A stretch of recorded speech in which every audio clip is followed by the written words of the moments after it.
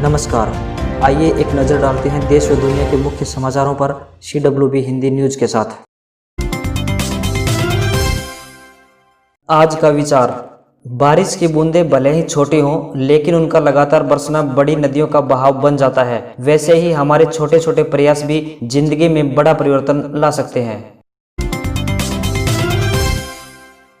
चौधरी बीरेंद्र सिंह द्वारा प्रदेश अध्यक्ष के चुनाव को लेकर दी सलाह पर सीएम मनोहर लाल ने पलटवार किया है। सीएम मनोहर लाल ने कहा है कि चौधरी बीरेंद्र सिंह की तरह तो कोई भी सलाह दे सकता है, लेकिन फैसला तो हाईकमान के हाथ में ही है। गुरुवार को जनता दरबार खत्म होने के बाद सीएम मनोहर लाल ने पत्रकारों से बातचीत करते हुए उन्होंने कहा कि सलाह देने वाले लोग तो बहुत आ सकते हैं, आप भी हमें सलाह दे सकते हैं, हमने भी आगे सलाह देनी है, क्योंकि नियुक्ति का काम हमारा राष्ट्रीय नेतृत्व करता है। संगठन में अच्छे लोग आगे बढ़े, यही कोशिश हम करते हैं। चीन विवाद पर मुख्यमंत्री ने कहा कि हमने चीन के साथ 750 करोड़ के 2 टेंडर जो पेंडिंग थे वो रद्द कर दिए हैं, जो बिजली बोर्ड के साथ जुड़े हुए थे।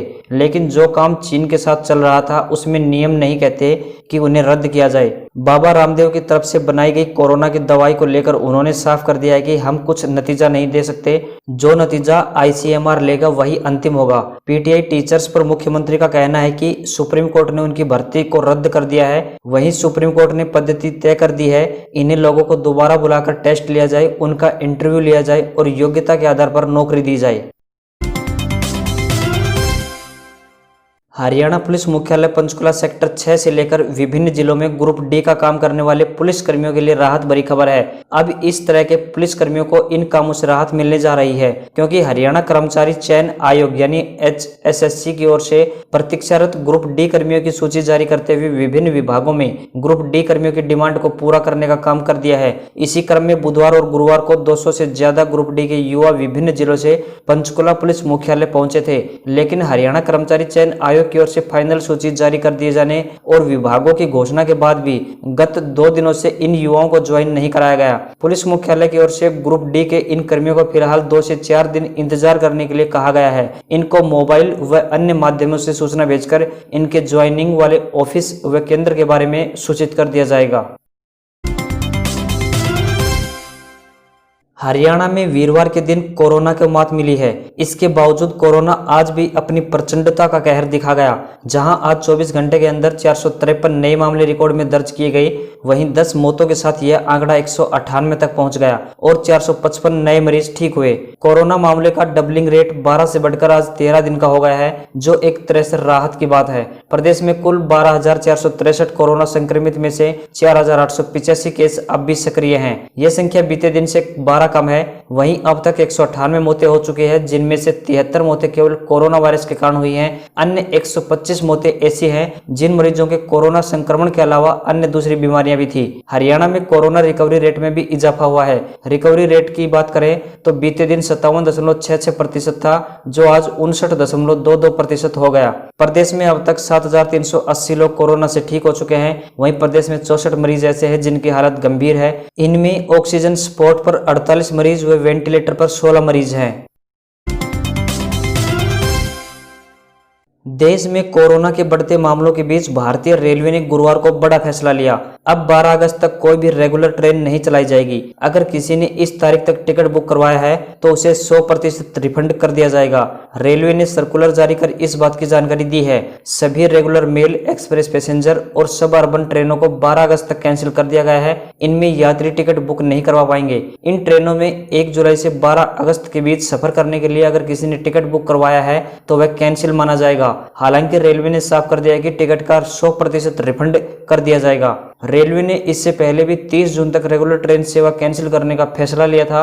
अब उसने इसे 12 अगस्त तक बढ़ा दिया है। सूत्रों ने बताया कि देश में बढ़ते कोविड-19 के मामलों को देखते हुए यह फैसला लिया गया है। रेलवे ने कहा है कि 230 मेल और स्पेशल एक्सप्रेस ट्रेनें चल रही हैं और यह जारी रहेंगी। CBSE ने कोरोना के बढ़ते मामलों की वजह से 10वीं और 12वीं के बचे हुए पेपर रद्द करने का फैसला किया है। इन दोनों क्लास के 29 सब्जेक्ट्स के पेपर 1 से 15 जुलाई के बीच होने थे। सुप्रीम कोर्ट में गुरुवार को हुई सुनवाई में बोर्ड की तरफ से सरकार ने बताया कि अब 12वीं के स्टूडेंट्स का असाइनमेंट उनके पिछले 3 एग्जाम के आधार पर होगा। वे बचे हुए पेपर बाद में भी दे सकेंगे। सॉलिसिटर जनरल तुषार मेहता ने सुप्रीम कोर्ट को बताया कि ICSE बोर्ड ने भी 10वीं और 12वीं के बोर्ड के एग्जाम रद्द करने का फैसला किया है, लेकिन वे वह स्टूडेंट्स को बाद में पेपर देने का विकल्प नहीं देना चाहता। सॉलिसिटर जनरल ने बताया कि 10वीं के बच्चों के जो पेपर बाकी रह गए थे उन्हें कैंसिल कर दिया गया है, उन्हें बाद में भी एग्जाम देने की जरूरत नहीं है। वहीं नई स्कीम के तहत 12वीं के स्टूडेंट का इंटरनल असाइनमेंट उनके पिछले 3 एग्जाम के आधार पर होगा और उनका रिजल्ट जारी कर दिया जाएगा।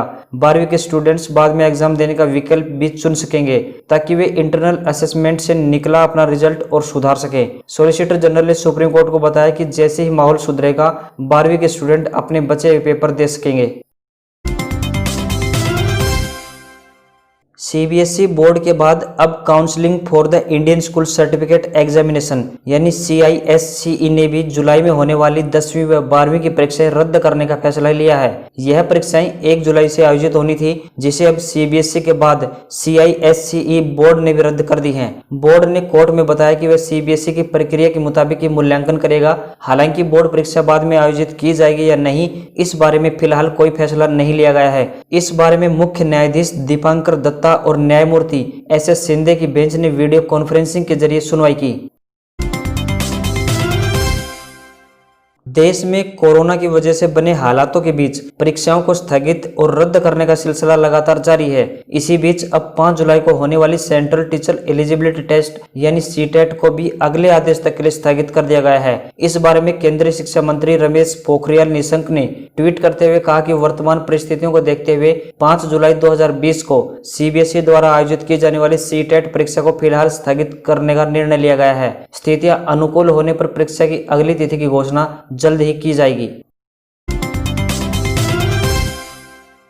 अगली खबर मौसम विभाग से। अगले 24 घंटों के दौरान बिहार, उप हिमालय, पश्चिम बंगाल, सिक्किम, असम, मेघालय, उत्तर प्रदेश और पूर्वी राजस्थान के कुछ हिस्सों में गरज चमक के साथ भारी बारिश होने या तेज बौछारें पड़ने की संभावना जताई गई है। झारखंड, रायलसीमा, दक्षिणी तटीय आंध्र प्रदेश, तमिलनाडु के कुछ हिस्सों, पंजाब और अंडमान व निकोबार द्वीप समूह के कुछ हिस्सों में हल्की से मध्यम बारिश हो सकती है। छत्तीसगढ़ के शेष भागों, गंगेय पश्चिमी बंगाल, ओडिशा, तेलंगाना, कर्नाटक, केरल और कोंकण, गोवा में हल्की से मध्यम बारिश का अनुमान लगाया गया है। वहीं उत्तराखंड, हरियाणा के कुछ हिस्सों, दक्षिणी गुजरात और मध्य प्रदेश के पश्चिमी भागों में हल्की बारिश के साथ साथ कहीं कहीं मध्यम वर्षा हो सकती है।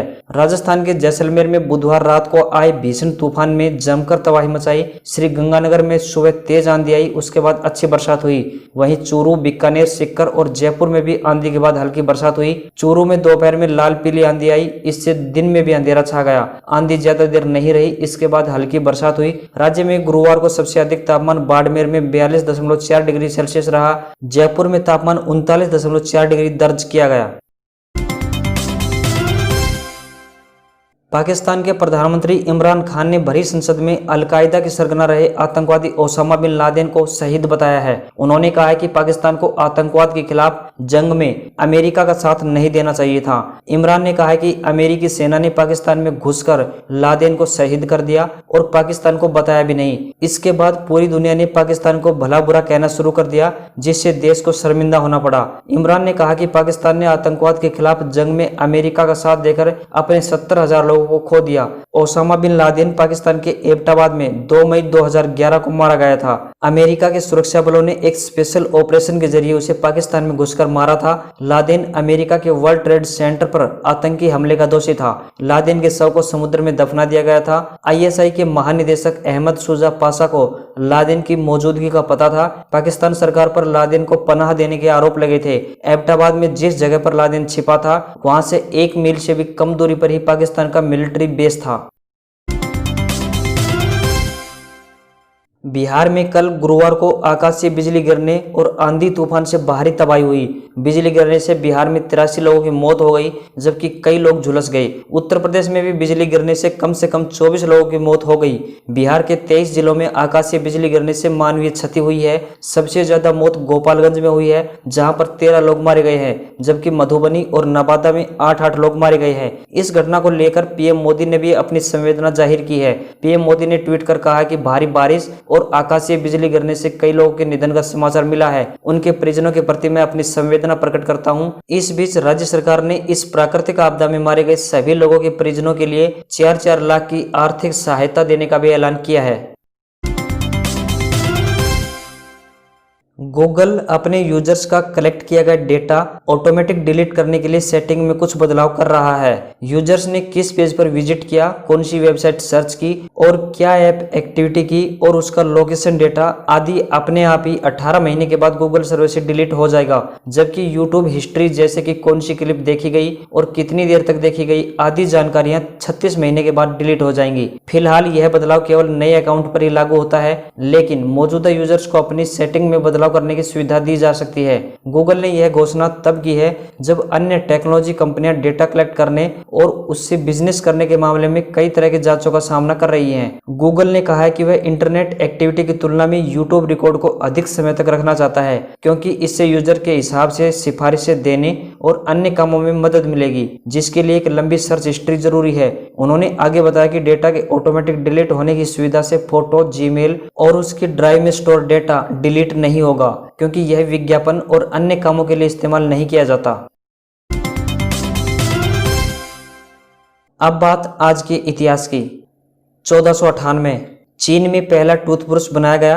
आधुनिक टूथब्रश के पहले मॉडल को चीन के राजा ने पेटेंट करवाया था। 1838 बंगाली उपन्यासकार और वंदे मातरम के रचयिता बंकिम चंद्र चटर्जी का जन्म हुआ। 1888 मराठी रंगमंच के महान नायक और प्रसिद्ध गायक बाल गंधर्व का जन्म हुआ। 1906 में पहली ग्राम पी का आयोजन हुआ था। यह प्रतिस्पर्धा 12 घंटे तक चली थी। 1919 में न्यूयॉर्क डेली न्यूज का प्रकाशन शुरू हुआ। 1949 में बेल्जियम के संसदीय चुनाव में पहली बार महिलाओं को मतदान का अधिकार मिला। 1967 में जैन धर्म के भारतीय दिगंबर पंथ के प्रसिद्ध मुनि तरुण सागर का जन्म हुआ। 1976 कनाडा के टोरंटो में स्थित सीएन टावर को जनता के लिए खोला गया। 1815 फुट की यह इमारत उस समय दुनिया की सबसे ऊंची इमारत थी, जिसे 2007 में दुबई की बुर्ज खलीफा ने दूसरे स्थान पर धकेल दिया। और 2004 में मशहूर फिल्म निर्माता यश जौहर का निधन आज ही के दिन हुआ था।